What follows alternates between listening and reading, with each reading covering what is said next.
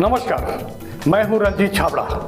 आप देख रहे हैं धमतरी का लोकप्रिय चैनल MGTV। आइए चलते हैं खबरों की ओर। हमेशा की तरह नगर निगम की सामान्य सभा बैठक असामान्य रही। भ्रष्टाचार को लेकर पक्ष विपक्ष के पार्षदों और सभापतियों के बीच जमकर शब्द बाण चले। आरोप प्रत्यारोपियों से जी नहीं भरा तो टकराव झड़प तक बढ़ गई और असल मुद्दे शोर में खो गए। महापौर द्वारा क्षेत्र का सर्वांगीण विकास करने की घोषणा के साथ 52 लाख रुपए लाभ का बजट पेश किया गया।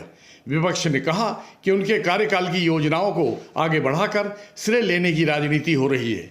आइए देखते हैं कि बहुमत वाली रामू सरकार का मुकाबला कांग्रेस के दो शेर दीपक सोनकर और योगेश लाल ने कितने साहस के साथ किया।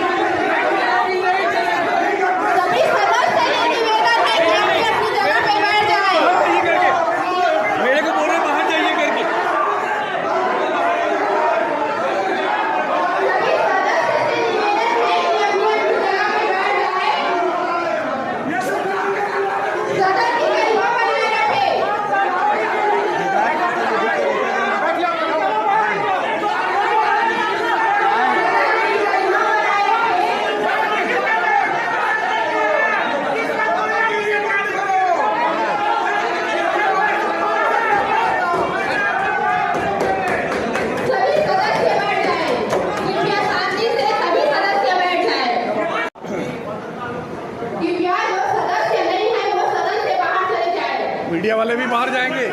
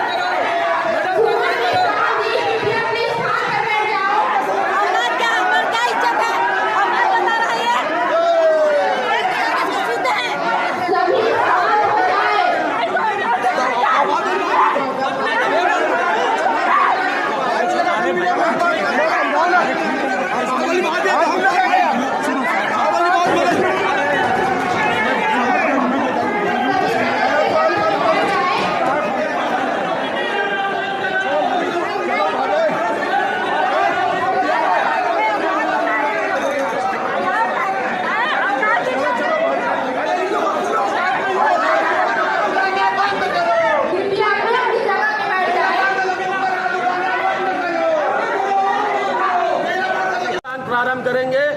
जनगण मन अधिनायक जय हे भारत भाग्य विधाता, पंजाब सिंध गुजरात मराठा द्राविड़ उत्कल गंगा, विंध्य हिमाचल यमुना गंगा, उच्चल जलधि तरंगा, तब शुभ नामे जागे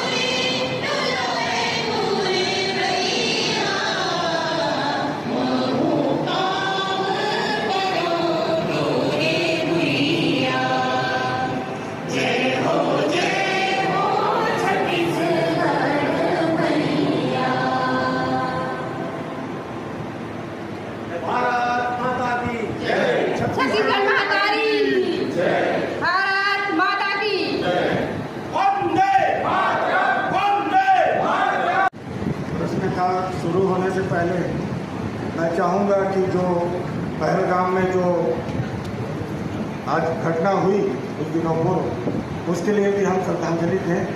वहाँ लोग बहुत मरे हैं, बड़ी कहानी, तो उनके लिए भी श्रद्धांजलि देना अच्छा है। पानी गए ना उभरे मोती आज के इस सम्मानीय प्रणाम इस सभा में उपस्थित हमारे सभापति महोदया जी, धमतरी नगर के विकास पुरुष,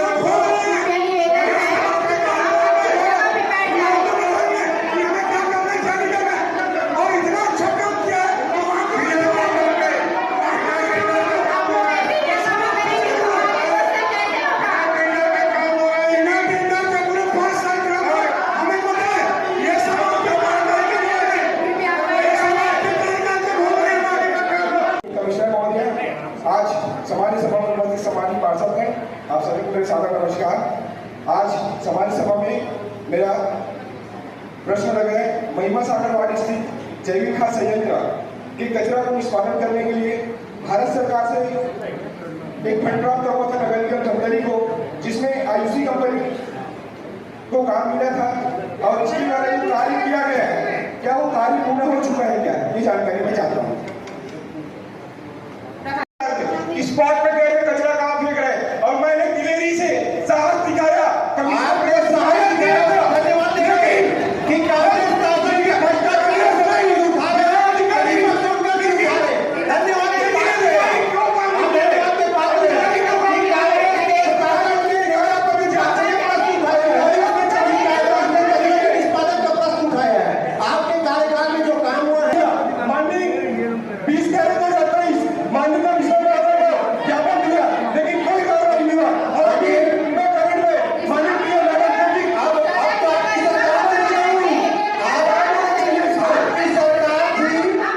उसके द्वारा एक मिनट जवाब दे रहा हूँ। माननीय सभापति महोदय, आपसे निवेदन है कि हमारे विपक्षी पार्षदों से अनुरोध करिए कि वो हमें आदेश दीजिए उन्हें आप कि वो जवाब सुनने का साहस रखें। आपने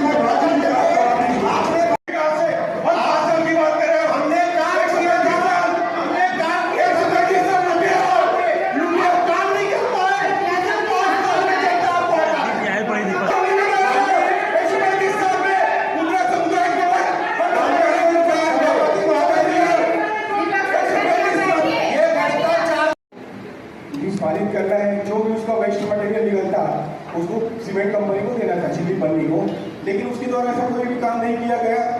बाईपास में फेंक दिया, रामपुर के डब्बे में फेंक दिया, और उस जैविक खाद के जमीन को 10-15 फीट गड्ढा करके तो उसमें डाल दिया, ऊपर से मिट्टी डाल दिया, और एक बच्चा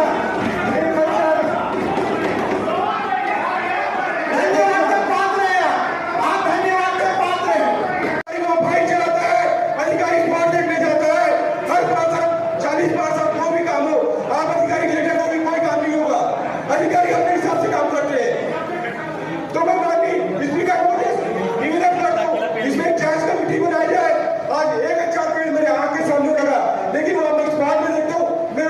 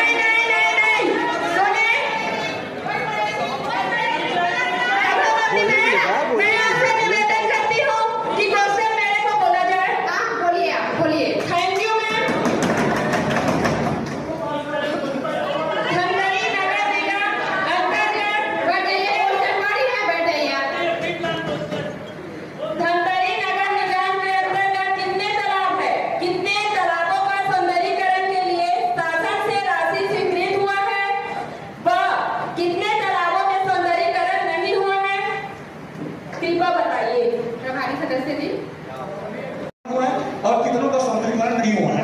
मैं बता देना चाहूंगा आपको कि 2000 टोटल जो धमतरी नगर निगम के अंतर्गत जो तालाब आते हैं वो 22 तालाब हैं और 2017-18 से आज दिनांक तक अब तक 13 तालाबों का सौंदर्यीकरण शासन के द्वारा स्वीकृत हुई है, लगभग 7 करोड़ रुपए, और 9 तालाबों का सौंदर्यीकरण नहीं हुआ है। संतुष्ट नहीं है आपके आंसर से? कृपया कहाँ का तालाब का सौंदर्यीकरण नहीं हुआ है, स्पष्ट बताइए हमको। हाँ, ये बताइए, आपने ये नहीं पूछा कि कहाँ का तालाबों का सौंदर्यीकरण हुआ है। उसमें कोठारी तालाब है, रामसागर तालाब है, दीवान तालाब है, मकई तालाब है, नागसागर तालाब है, शीतलापारा में 2 तालाब है। आपको बहुत बहुत धन्यवाद देना चाहूंगा, आप ही के वार्ड के 2 तालाब है जिनमें सौंदर्यीकरण हुआ है। सुगम तालाब है, बनिया तालाब है, वो भी उपलब्ध कराता हूं मैं। तो सौंदर्यीकरण हुआ 24 लाख की लागत से, 24,64,000 की लागत से। 8/3/2018 को रामसागर तालाब 81 लाख का सौंदर्यीकरण किया गया, 81,10,000 रुपए का। तीसरा दीवान तालाब है जो 8/3/2018 को स्वीकृति मिली 40,84,000, 40,84,000। उसके बाद मकई तालाब 8/3/2018 को 1,33,42,000 रुपए की स्वीकृति मिली। फिर 8/3/2018 को शीतलापारा के 2 तालाबों का सौंदर्यीकरण हुआ जिसकी राशि है 68,15,000 और 13,87,000 रुपए, दोनों शीतलापारा वार्ड के हैं। उसके बाद 8/3/2018 को सुगम तालाब जो कि 20,20,000 की स्वीकृति हुई, सौंदर्यीकरण हुआ। तीसरा 8/3/2018, मतलब सभी जो ये मैंने बताया ये 2017-18 के कार्य हैं जो स्वीकृत हो गए, काम चालू हुए। ये बनिया तालाब 19,06,000 रुपए। उसके बाद 2024 में खड़िया तालाब 39,20,000, कांडा तालाब 1,31,31,000, सदर सरदार वल्लभ भाई पटेल तालाब 41,02,000 रुपए, महिमा सागर शीतला तालाब 27,14,000, टिकरापारा खबरी तालाब 2023 के मुताबिक 22,86,000 और गंगा तालाब 35,75,100 रुपए।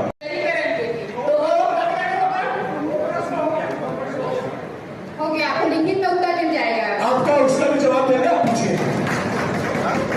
मकान क्यों नहीं बन पाया, जो कि रेलवे अधिग्रहण नहीं किया जाना है? इन गरीब परिवारों को आवास से वंचित क्यों रखा गया है? 64,74 रुपए 22,000 रुपए, कुल व्यय 563 लाख रुपए 93,000 रुपए।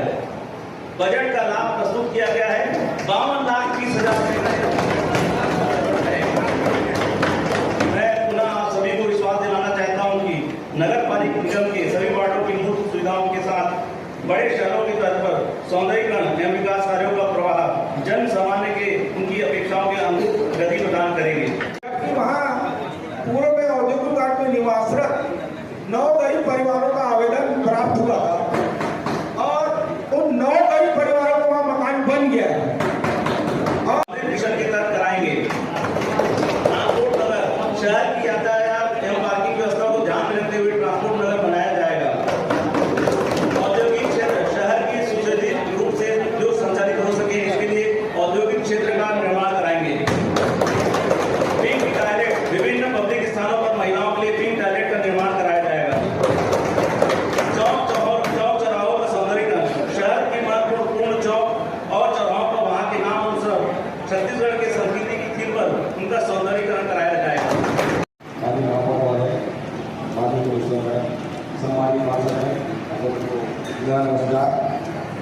मैं 2024-25 और 25-26 का जो बजट पुस्तिका है, एक बजट पुस्तिका जो है, जो काम है वो इस पुस्तक में ही न रह जाए। ये हमारे शहरी विकास में जमीनी हकीकत में अमली जामा पहनाए और हम अम्बेडकर चौक से गोकुलपुर तक जो चौड़ीकरण करने जा रहे हैं, उसमें वहाँ पर रहने वाले लोगों के लिए मुआवजे राशि के क्या प्रावधान है, राज्य सरकार के द्वारा कोई प्रावधान जारी किया गया है कि नहीं किया गया है, उसमें हमको काम करना पड़ेगा। और गोल बाजार, ऑडिटोरियम, हाईटेक बस स्टैंड, ये हम 2015 से सुनते ही आ रहे हैं, लेकिन आज तक काम नहीं हो पाया है।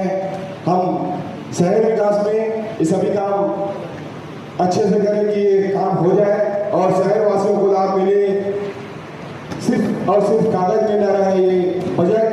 मैं सभी से आग्रह करता हूँ कि काम होना चाहिए और शहर वासियों को नई सुविधाओं का लाभ मिलना चाहिए। और नालंदा परिसर की जो बात कर रहे हैं, बीच में कहिया की भूमि में बनाने की बात चल रहा था, लेकिन वहाँ की जमीन की स्थिति क्या है, कैसा है, कहीं जमीन के कारण ऐसा ना हो कि वो नालंदा परिसर एक सपना ही रह जाए शहर के युवा नौजवानों के लिए। और हमारे धमतरी शहर में जितने भी शासकीय खेल मैदान हैं, तो सभी खेल मैदानों का बहुत ही अच्छे से सुरक्षित और संरक्षित करना हमारी जवाबदारी है। हम सभी खेल मैदानों को संरक्षित करें और धमतरी के युवाओं को नए भविष्य स्पोर्ट्स में दे, मैं ऐसा मानता हूँ। और हमारे जो बजट है, इस बजट में जितने भी काम है उसको कराएं। धन्यवाद।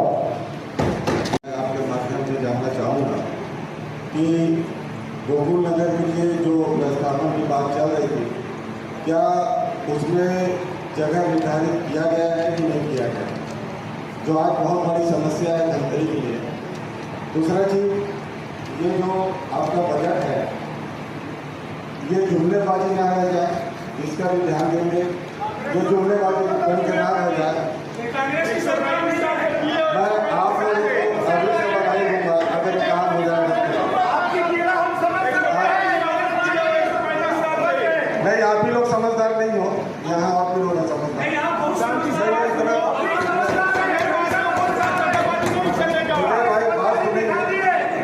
कल्ले भाई बात सुनेंगे आप, एक बहुत ही महत्वपूर्ण बात है, ये कविता नहीं बोल रहा हूँ,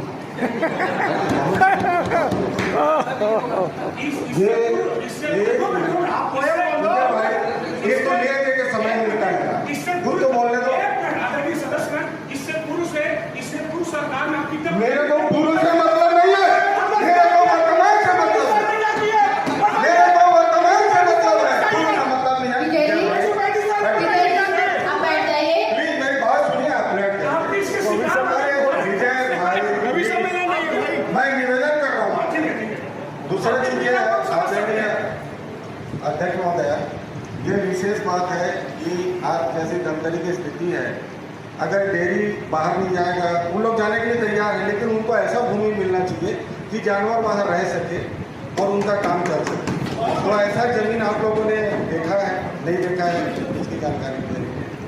दूसरा चीज, आज निगम के अंतर्गत आप देखेंगे कि जमीन का बहुत अभाव है। पेंटिंगगंज मामला जो इतने सालों से चल रहा है, क्या उस पर विचार किया गया? आज आप गरीब लोगों का आशियाना तोड़ रहे हैं, क्या पेंटिंगगंज तोड़ेंगे? पेंटिंगगंज निर्माण हुआ है, क्या वो टूटेगा? इसमें भी थोड़ा सा विचार करेंगे अध्यक्ष महोदया, पेंटिंगगंज मामले को भी लाएंगे। दूसरा चीज जो आज ये पूरा जो सेटअप है, ये नगर पालिका परिषद का कोई और प्रकार का सेटअप है, कोई चेंज नहीं हुआ है। निगम का सेटअप अलग होना चाहिए, उस पर क्या कार्रवाई करेंगे आप? क्या निगम का सेटअप अभी चेंज होगा महोदय?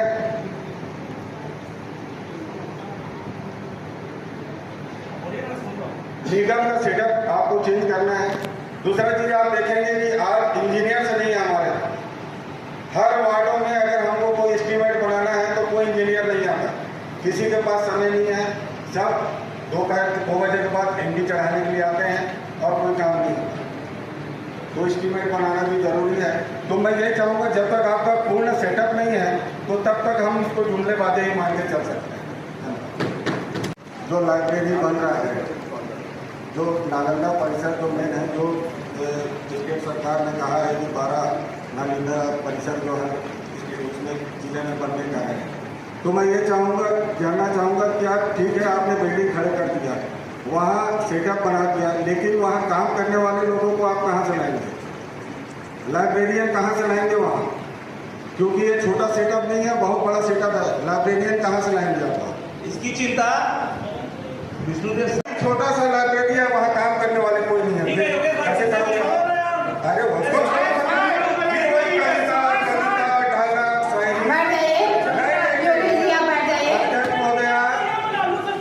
अभी जो क्वेश्चन में किया है उसमें भी अधूरा जवाब मिला है। पेंटिंग गन में आप लोग क्या कर रहे हैं? पेंटिंग गन में बताइए। मैं समझता हूँ, मैं जनप्रतिनिधि पहली बार बना हूँ, योगेश लाल की संभवतः दूसरी बार बनी। मैं इसे समझता हूँ कि आप दूसरी बार बने, तीसरी बार बने। तो क्या प्रश्न लगाया गया है और लगाएंगे तो मैं उसको पूर्णतः उत्तर दूंगा। एक मिनट सम्मानित सदस्य, सदन की गरिमा है, मैं आउट ऑफ दे जाके उत्तर नहीं दे सकता। एक पेंटिंग गन जमीन का किस कांग्रेस नेता ने कब्जा किया है, किस व्यक्ति का कब्जा है, खाली करवा दूंगा। कितनी जमीन में क्या ट्रांसपोर्ट कारोबार चल रहा है, कितने वाहन खड़े हैं, किसके द्वारा कब्जा किया गया, किस नेता के द्वारा 4 एकड़ पे कब्जा है, किस जमीन के ट्रांसपोर्ट के कागजात चल रहे हैं, किसका हाईकोर्ट में मामला चल रहा है। उस तो कोर्ट के संविधान की रक्षा करो। संविधान की रक्षा करने के लिए बाबा साहब अम्बेडकर ने संविधान बनाया है, इसलिए संविधान में चलो। संविधान की रक्षा हाईकोर्ट में मामला चल रहा हो, कोर्ट में आप दखल नहीं करते। और संविधान सम्मानित सदस्य, संविधान ये कहता है कि आप प्रश्न लगाते, पेंटिंग गन का मैं जवाब देता। धन्यवाद। उनके संज्ञान में डाल दिया होगा, वो कितना उसको काम कर सकते हैं वो मुझे होता है। हाईटेक बस स्टैंड है, इसके लिए हमें जमीन का अनापत्ति प्रमाण पत्र संबंधित ग्राम पंचायत से प्राप्त हो चुका है। ऐसा ना हो कि राज्य सरकार इस काम को प्रस्तावित कर दिया, उसके बाद जमीन का दिक्कत हो। जैसे कि पूर्व में आप लोगों ने देखा है कि परिवाड़ी गांव को हार्टिकल्चर धमतरी ब्लॉक के लिए मिला था, लेकिन जमीन न मिलने के कारण आज वो काम पेंडिंग है।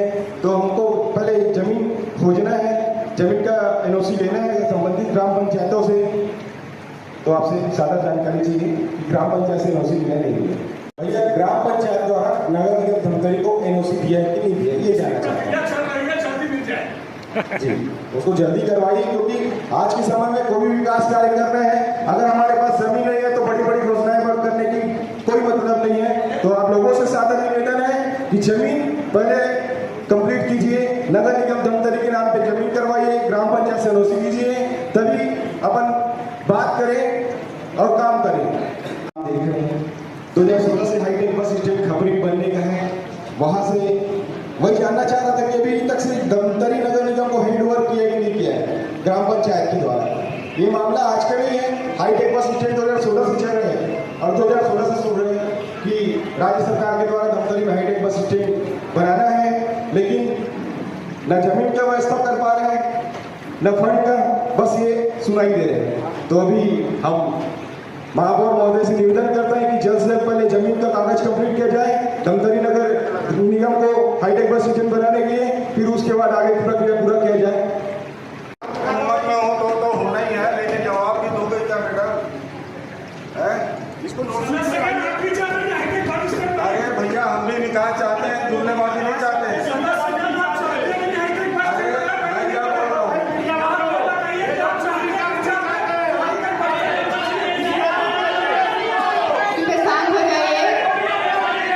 हाईटेक बस स्टैंड में जमीन का क्या हुआ बता दीजिए, जमीन के बारे में बात हुआ है।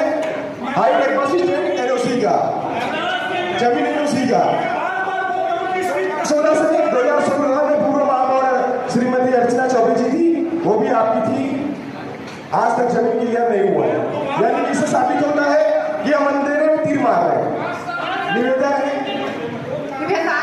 135 साल से कुछ नहीं कर पाया, 135 साल के कार्यकाल में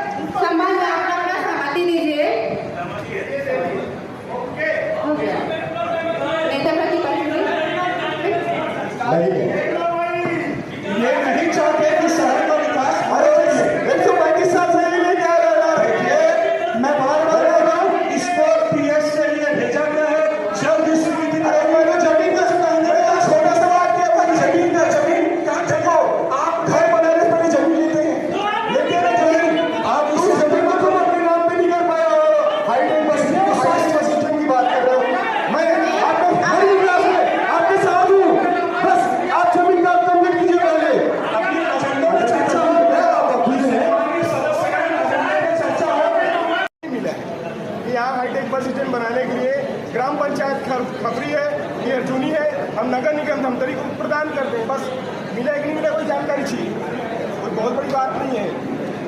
क्या उसमें ग्राम सभा से कुछ उसमें लेटर वेटर है आपके पास? क्योंकि पिछले दिनों आप देखे होंगे ये बीजेपी कार्यालय खोलने के लिए लोअर सिंह में विरोध हुआ। आपको जानकारी दे रहे हैं, आप बैठिए ना, बैठिए आप। सम्मानीय सदस्यगण 30 फीट गहरा बता रहे हैं, 30 फीट गहरा तो नहीं होगा, 15 फीट होगा, लेकिन हम लोग चमेली चौक से देखेंगे तो ग्राउंड लेवल पे है। हम लोग नीचे पार्किंग बना के ऊपर नालंदा परिसर बना सकते हैं और शहर के बीचों बीच रहेगा तो युवाओं को ज़्यादा दूर आने जाने की ज़रूरत नहीं पड़ेगा। ज़बरदस्त पार्किंग बनेगा और वो जो सदर बाजार में ट्रैफिक जाम होता है तो हम लोग वहाँ गाड़ी पार्किंग के उचित व्यवस्था कर सकते हैं। तो एक काम दो काज हो जाएगा हमारा।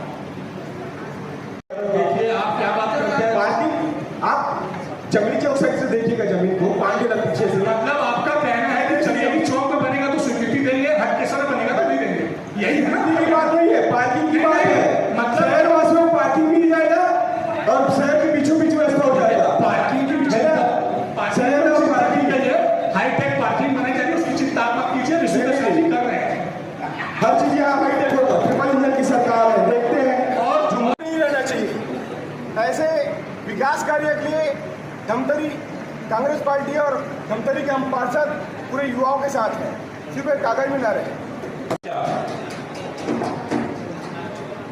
शासन विकास विभाग के पत्र क्रमांक 5516/3778/2018 दिनांक 14 जून 2018 अनुसार अधोसंरचना मद से नगर पालिका निगम धमतरी में 500 सीटर ऑडिटोरियम सह व्यवसायिक कॉम्प्लेक्स निर्माण हेतु निविदा में श्री किशोर अग्रवाल धमतरी की न्यूनतम निविदा दर 4.32% कम एसओआर एवं उस पर होने वाले व्यय की राशि 3,70,52,000 तथा नॉन एसओआर आइटम की राशि 1,29,00,000 इस प्रकार कुल राशि 4,99,52,000 की स्वीकृति प्रदान की गई है। सदस्य महोदय 5 करोड़ स्वीकृति राशि थी, खर्च जो हुआ है 370 और तो काम क्यों नहीं हुआ? नहीं, फिर आप समझिए, जो बचत की राशि थी उसको 7 करोड़ में समाहित किया गया, 7 करोड़ रुपए की राशि ठेकेदार को वर्क ऑर्डर जारी हो गया तो काम क्यों नहीं हुआ? ये इसका जवाब तो पावरफुल है। मैं ये जानना चाहता हूँ कि ठेकेदार को वर्क ऑर्डर जारी होने के पश्चात काम क्यों नहीं हुआ? बार बार हमारे धमतरी शहर को धोखे में न रखे अधिकारी, शहरवासियों को धोखे में न रखे अधिकारी। जब ठेकेदार को वर्क ऑर्डर जारी होगा तो काम होना चाहिए और काम किस कारण से नहीं हुआ उसके बाद कार्रवाई होना चाहिए। मैडम देखिए, पूर्व में 1 करोड़ के आसपास में टेंडर होने के बाद ठेकेदार को वर्क ऑर्डर हो जाना और वो काम ना होना, ये हमारे शहरवासियों के लिए दुर्भाग्य है और हमारे अधिकारियों के लिए। काम होना चाहिए। शासन से ले दे के पैसा आता है नगर निगम में, नगर पालिका में, और उस पैसे का लोग सभी उपयोग नहीं कर पा रहे तो फिर क्या मतलब? और फिर किसी कारण से राज्य सरकार उस पैसे क्लेम से भी कर देता है। तो जो भी पैसा भेज रहे हैं उस सभी पैसे का सदुपयोग होना चाहिए और शहरवासियों को लाभ मिलना चाहिए। यह ऑडिटोरियम हमारे आने वाले युवाओं को एक अच्छा कला का केंद्र मिलेगा, तो हमारा फर्ज बनता है कि इसको जल्द से जल्द कंप्लीट किया जाए। धन्यवाद। काम हुआ कि नहीं हुआ? उसका काम नहीं हुआ है, उसके लिए अतिरिक्त राशि चाहिए थी। 1,30,00,000 की काम नहीं हुआ था, 7 करोड़ की जरूरत थी, DPR बना दिया गया है, शासन को भेजा गया है। अभी तक से कितना खर्च इस तालाब के लिए कर चुके हैं ये जानकारी चाहता हूँ। 125 साल बैठे थे, पब्लिक हमको चुन के भेजा है, नहीं बैठे। 24/3/2023 को 1,31,31,000 रुपए टाटा तालाब के लिए विकास सौंदर्यीकरण कार्य सुभाष नगर वार्ड स्थित। उससे पहले 2023 में माननीय मेहरबानी माननीय विजय भाई, हमारे पूर्व सभापति महोदय, हमारे पूर्व महापौर महोदया बकायदा वहाँ नाव चलाए थे उस टाटा तालाब में। तो उस टाइम कितना खर्चा किया था? तब वो नाव चला था और वो नाव गायब हो गया। मैं बता रहा हूँ, वो नाव कितना खरीदा, क्या किया, उसकी जानकारी तो आप देंगे ना, आपके कार्यकाल में। फिर आप 1 करोड़ और अपना बताओगे नहीं? 1,31,00,000। मैं अर्चना चौबे की बात कर रहा हूँ, आपके पूर्व महापौर श्रीमती अर्चना चौबे उस तालाब में नाव चला था। वो नाव अगर आप धमतरी नगर निगम में कहीं भी दिखा दोगे ना तो मैं मान जाऊंगा। नाव घोटाला हो गया क्या? तो 5 साल आप क्या किए भाई साहब? वो चलने के बाद ही गायब हो गया। हमारे पास सर भी नहीं है, आपको सरकार दिए है ना, तो आप ढूंढ रहे हैं ना उसको, उस नाव को ढूंढना, तो उस नाव को ढूंढना। तो आदरणीय सदस्यगण, नाव कहाँ गई वो आप बताओगे ना? आपके कार्य किस वो नाव चलने के बाद गायब हो गया भाई, हमारे घर में खड़ी वो। मतलब आपका कहना है कि उस नाव को हमने बेच दिया, लग रहा है बेच दिया ना? आपके कार्यकाल में नाव बेच दिया गया, शासन ने बेच दिया, आपने बेच दिया, आपने सरकार की 23 साल चलते ही खत्म हो गया, नाव चलते ही गायब हो गया। तो उसकी जगह कहीं और भी लगाया जा सकता है पैसा, क्योंकि आप देखेंगे मकाई तालाब में भी पिछले समय चौपाटी खुली, लेकिन वहाँ कोई महत्व नहीं दिया गया। आज करोड़ों रुपया उस जगह चौपाटी में खर्च करेंगे, पहले भी हुआ है, कोई नहीं जाता है, सब गांजा वाले जाते हैं वहाँ, चौपाटी में भी सब वही बैठेंगे वहाँ। आप और हम नहीं जा सकते वहाँ, कोई परिवार नहीं जा सकता। तो इसका विशेष ध्यान रखेंगे कि उस पैसे को कोई अच्छी जगह चौपाटी बनाना है तो कोई अच्छी जगह बनाओ जहाँ लोग अच्छे से जा सकें।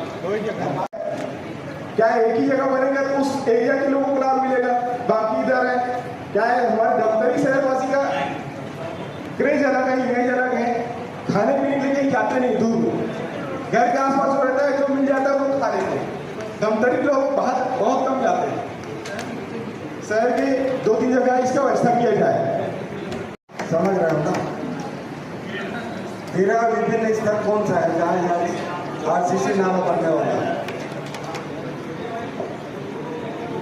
उसको चयनित किया जाएगा कि किसी आर्थिक पार्टी वालों को ये सुविधा ना दे, बरसाती नाला का पानी बरसात में उपलब्ध होना चाहिए। दूसरा चीज़ ये है कि क्या हम लोगों ने सर्वे किया है नालियों का? नाली का सर्वे हो गया है? देखिए हो रहा है, मतलब मैं इसलिए जानना चाह रहा हूँ क्योंकि मेरा वार्ड पिछले कई वर्षों से ऐसी स्थिति में है जहाँ आप लोग सब जानते हैं क्या स्थिति है। हाँ, तो विशेष तौर पे ध्यान रखेंगे बिल्कुल होगा 40 वार्डों के लिए। हाँ, और दूसरा चीज़ मैं ये बोलना चाहूँगा, जब अपना ये कलकत्ता स्टूडियो के सामने जो हमारा वो है, वो नाला थोड़ा सा चौड़ा होना चाहिए, क्योंकि वो सकरी एक नहर टाइप की है, उतने पानी उसमें नहीं बहता है, जिससे भराव जो सही जा नहीं पाता, रोड में पानी भर जाता है, तो उसका चौड़ीकरण होना चाहिए उस नाले का। बिल्कुल बिल्कुल तो ये सब चीज़ें थोड़ा ध्यान दें। ये हम लोग 12 विभिन्न स्थानों पे रेन वाटर हार्वेस्टिंग RCC नाला का भी इसमें है। अभी वर्तमान में एक टेंडर निकला है नगर निगम धमतरी द्वारा 20 लाख का है, उसमें 15 लाख का अनुभव प्रमाण पत्र मांग रहे हैं। 20 लाख का काम है, 15 लाख का अनुभव प्रमाण पत्र है। देखिए अनुभव इसलिए निर्माण होकर मिल जाए। देखिए वाटर हार्वेस्टिंग का मामला इसलिए अनुभव मांगा गया है। क्या ठेकेदार के ही मार इस टेंडर हमारे इंजीनियर क्या इंजीनियर जैसे गाइड करेंगे वैसे हमारे ठेकेदार बनाएंगे। ठेकेदार के लिए तो छोटा काम है, छोटा काम निवेदन है, छोटा काम है, इतना बड़ा आप अनुभव ना मांगे, 2-3 लाख का भी समझ आता है, और 1-2 लाख का वो रेन वाटर हार्वेस्टिंग मेरे को उतना आइडिया वाटर हार्वेस्टिंग का मामला है, इसलिए अनुभव हमारे नगर निगम जिसको अनुभव है वही इंजीनियर लोग है भाई, इंजीनियर लोग टॉपर है, तभी यहाँ पहुंचे हैं, तो उसके काम पे सर ना करें और अनुभव न निवेदन है अनुपलब्ध है। आवेदनों पर अधिकृत कर्मचारी के माध्यम से हल्का पटवारी से निर्दिष्ट तारीख के पूर्व इनके पूर्वजों एवं इनका कोई भी साक्ष्य पटवारी लेख में दर्ज नहीं होने संबंधी अनुपलब्धता प्रमाण पत्र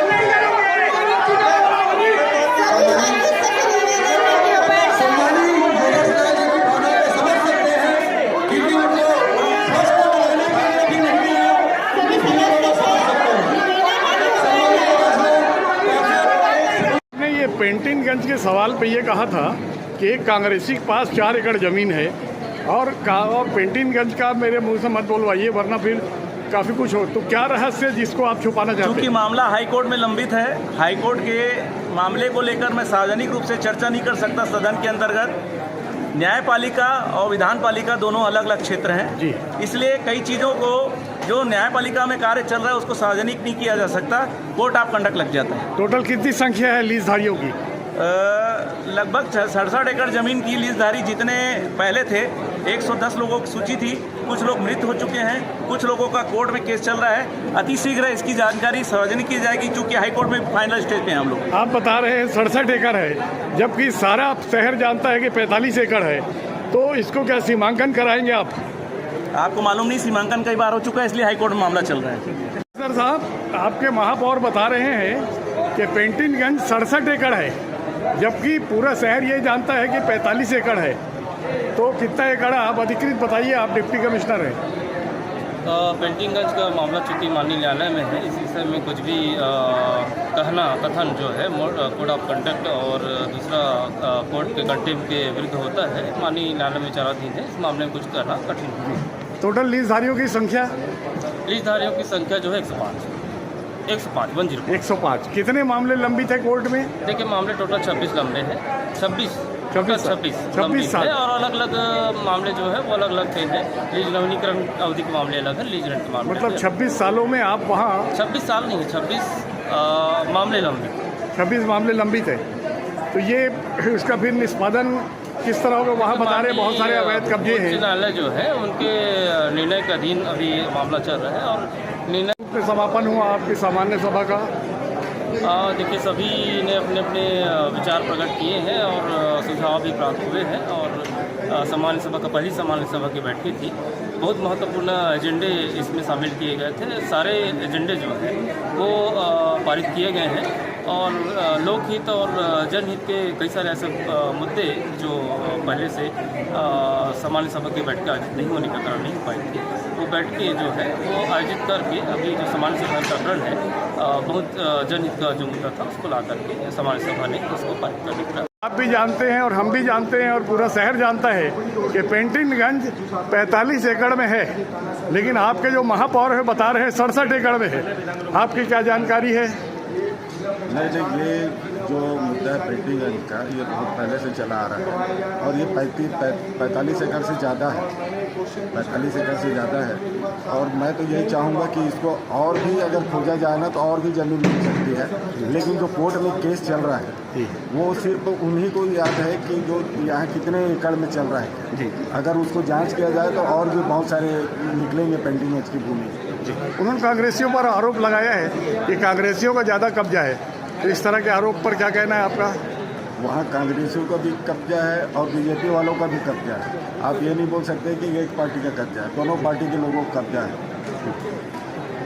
आप विधायक प्रतिनिधि के रूप में आप तो नजर आए जी, लेकिन 8 विधानसभा के मालिक सांसद, उनका कोई प्रतिनिधि आपके बाजू में नजर नहीं आया, तो क्या इसके बारे में कोई जानकारी है? आपके पड़ोस में अनुपस्थिति क्यों रही?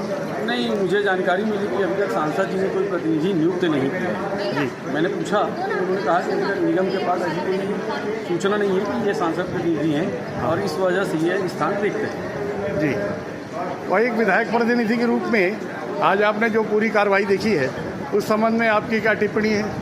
आज की कार्रवाई से मैं आहत भी हूँ और मैंने 3 बार सभापति महोदय से निवेदन भी किया कि मुझे अपनी बात रखने दी जाए। स्वस्थ परंपरा के तहत मैं अपनी बात को रखता, लेकिन जो भी उनकी मजबूरियाँ रही होगी सभापति ने मुझे इजाज़त दी। तो इसको क्या स्वस्थ लोकतंत्र मानेंगे? नहीं, ये बिल्कुल स्वस्थ लोकतंत्र हो ही नहीं सकता। यदि आप किसी के विचारों को अभिव्यक्त करने की आज़ादी छीन रहे हैं तो ये स्वस्थ लोकतंत्र कहाँ हो सकती है? अनुभवी पार्षद हो गए हैं जी, हम भी छोटे से बड़े यहीं हो गए और हम जानते हैं कि पेंटिनगंज 45 एकड़ में है जिसकी सीमांकन की मांग लगातार लोग करते रहे, लेकिन आपके जो महापौर है उनका कहना है कि पेंटिनगंज में 67 एकड़ जमीन है। तो इस संबंध में आपकी क्या राय है? धमतरी का धरोहर है पेंटिनगंज जी। पहले उस पेंटिनगंज पे नगर निगम धमतरी को कार्रवाई करना चाहिए और जितनी ज़मीन खाली है उस ज़मीन को कम से कम अपने हैंड ओवर ले लीजिएगा और जो लोग घर बना कर रह रहे हैं उसको जो शुल्क है निर्धारण कीजिए इस समस्या का समाधान ऐसे ही हो सकता है। जी। आप सिर्फ पेंटिंग जन करते हैं और हल्ला करते हैं, उससे कुछ नहीं। पेंटिंग जन में बहुत सारी ज़मीन मैं जाके देखा हूँ, बहुत सारी ज़मीन खाली है, खाली भूमि, रिक्त भूमि, कम से कम निगम उसको अपने अंडर पे तो ले लें। जी, आज एक चर्चा और चली नए बस स्टैंड खबरी तरफ ले जाने का, लेकिन अभी जो बस स्टैंड पे जिन हजारों परिवारों की, सैकड़ों परिवारों को रोजी रोटी, बस स्टैंड के आसपास और लोगों से राय लेना चाहिए। आप हाईटेक बस स्टैंड बना रहे हैं, अगर हाईटेक बस स्टैंड वहाँ चले जाएगा, नो डाउट शहर बढ़ेगा, लेकिन अभी वर्तमान में जो लोग वहाँ जीवकोपार्जन कर रहे हैं उन लोगों के पेट में कहीं ना कहीं लात पड़ेगा।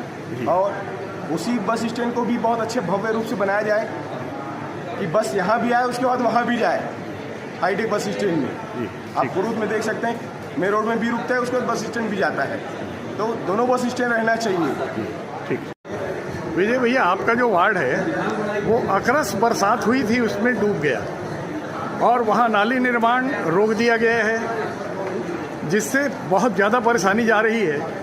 अखबारों में आपका समाचार छपा है कि 2 फीट 3 फुट की जगह 2 फीट नाली बनाई गई, राड पतला डाला गया है और उसको दोबारा बनाया जाए। आपके आदेश का पालन नहीं हो रहा है। इसी तरह बालक चौक से घड़ी चौक बालक जो रूम पाइप जाना है, बरसाती पानी का निकास होना है, वहाँ भी आपने N3 पाइप लगाने का निर्देश और आदेश जारी किया है, लेकिन दोनों ठेकेदारों ने आपकी बात मानने से इनकार कर दिया। तो क्या माने जाए, आप सक्षम पदाधिकारी नहीं हैं? ये बात मानने से इनकार करने वाले वो कौन होते हैं?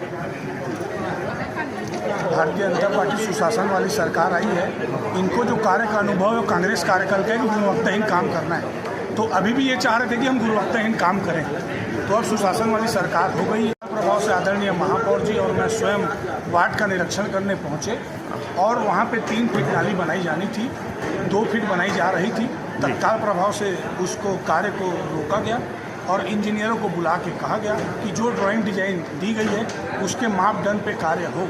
और बात रही मकई गार्डन की, जो अंडरग्राउंड पाइपलाइन लगाई गई है, वो मैं आपको भी धन्यवाद देना चाहूँगा। सबसे पहले आपने उजागर किया था कि गलत पाइपलाइन डाली जा रही है और जो N पाइप 3 डालना था उसकी जगह 2 डाली गई है, तो निश्चित ही जो वो कार्य गुणवत्ताहीन हुआ है और उसमें अधिकारियों को कहा गया है कि आप तत्काल प्रभाव से कार्रवाई कीजिए। 1-2 दिन में कार्रवाई भी हो जाएगी और ठेकेदार को कहा गया है कि आप पुनः उस पाइप को निकाल कर N3 पाइप डालिए और वो नहीं डालते हैं तो उनको ब्लैक लिस्ट करके दूसरा टेंडर जारी किया जाए।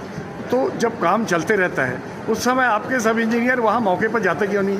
देखिए, ये जो काम है ना, मैंने कहा था तुम्हें ये काम करना है ताकि व्यापारियों को भी तकलीफ ना हो, इसका ध्यान रखा जाए।